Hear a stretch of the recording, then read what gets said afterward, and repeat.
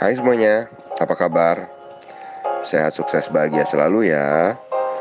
Jangan lupa untuk subscribe, like, dan nyalakan lonceng notifikasi agar Anda mendapatkan update terbaru dari kami Cara Kaya.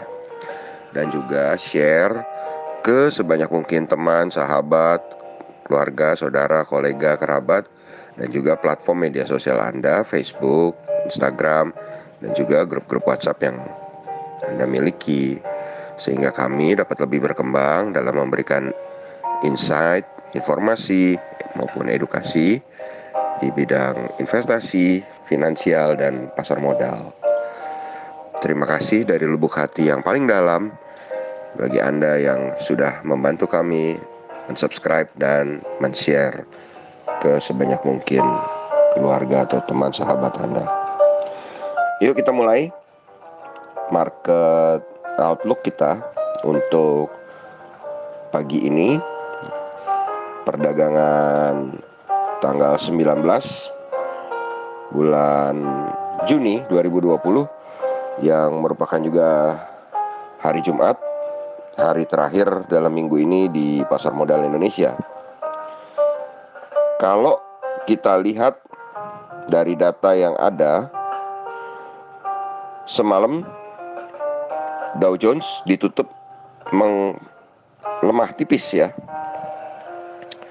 di 26.080 atau minus 0,15%, tetapi Nasdaq menguat 0,33%, 9943, dan S&P 500 di 3.115 atau menguat 0,06%.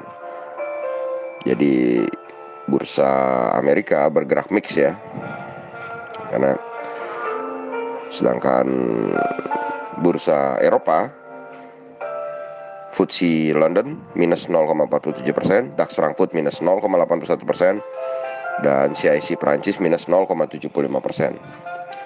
Lalu kalau kita lihat TLKM yang diperdagangkan di Amerika, Telkom NYSE mengalami penguatan hanya tipis 0,79% di 3260. Kemudian EIDO atau ETF Indonesia yang diperdagangkan di Amerika minus 0,69%. Kemudian kita pindah ke komoditi. Di komoditi oil mengalami penaikan 3,11% ke 38,84. Emas atau gold naik 0,08% ke 1.736,80 USD per troy ounce. Timah minus 0,4% di 16.897, dan nikel plus 0,51% di 12.900. Sedangkan harga batu bara untuk Newcastle minus 0,75% di 52,95, dan batu bara untuk Rotterdam menguat tipis 0,22% di 4470. Sedangkan CPO masih mencatatkan positif kali ini 0,29% di 2.398.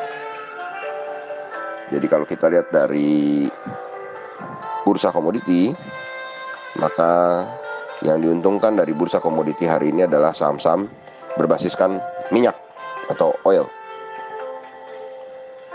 Lalu kalau kita lihat dari market regional Asia yang dibuka pagi ini,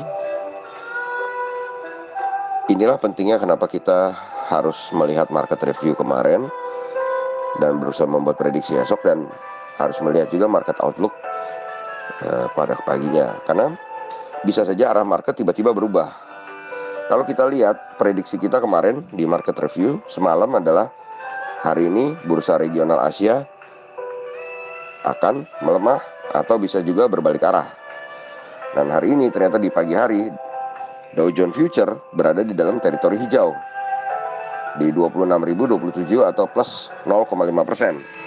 Sedangkan indeks Asia dibuka oleh Nikkei 225 dengan 22.473 positif 0,53%. Dengan gambaran seperti ini, kami memprediksi atau memperkirakan bahwa IHSG bisa berada di dalam teritori hijau tipis atau merah tipis kembali. Kenapa? Hijau tipisnya karena akan mengikuti market regional, sedangkan merah tipisnya bisa jadi karena tertekan sentimen perdagangan hari Jumat, yang dimana banyak orang akan melakukan profit taking atau melepas barangnya untuk mencegah bunga daripada pinjaman atau margin. Nah, di samping itu kita bisa melihat bahwa DX atau dolar index saat ini berada dan menguat tipis 0,04% di 97.460, sehingga bisa dikatakan dolar tidak berpihak kepada saham. Demikian dari segi beberapa faktor yang terjadi di market regional maupun di market US dan market Eropa semalam. Lalu kalau kita melihat dari saham-saham yang akan melakukan atau membagikan dividen, ada beberapa saham yang Anda bisa lihat saat ini untuk Anda perhatikan. Yakni hari ini tanggal 19 bulan 6 ada Safa dengan 28,75, Safa ini XAFA.